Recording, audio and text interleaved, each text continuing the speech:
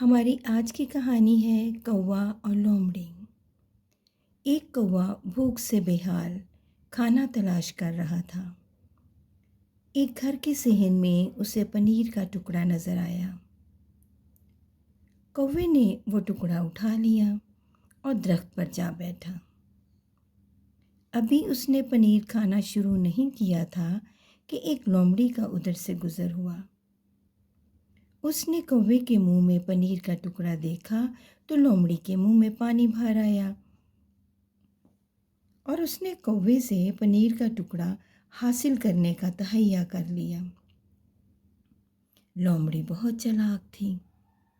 اس نے کوے کی خوشامد شروع کر دی۔ اس نے کہا، میاں کوے، تمہارے پر کتنے چمکدار اور پیارے ہیں۔ تمہاری آنکھیں کتنی دلکش اور روشن ہیں، اور تمہاری چونچ کے تو کیا کہنے۔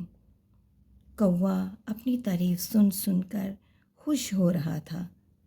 وہ پنیر کھانا بھول چکا تھا۔ ایسے میں لومڑی پھر بولی، تم تو ہو ہی بہت خوبصورت۔ میں نے سنا ہے تم گاتے بھی خوب ہو۔ کیا مجھے گانا نہیں سناؤ گے؟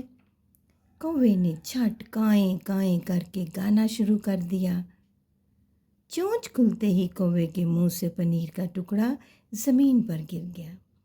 لومڑی نے جھٹ سے پنیر کا ٹکڑا اٹھایا اور کھا کر چلتی بنی۔ کوا منہ دیکھتا رہ گیا۔ اس لیے بچوں، کسی کے کہنے میں آ کر اپنا نقصان نہیں کرنا چاہیے۔ نتیجہ خوشامد بری بلا ہے۔ اگر کہانی اچھی لگی ہو تو اسے سبسکرائب کریں، کومنٹس، لائک اور شیئر بھی ضرور کریں۔ شکریہ۔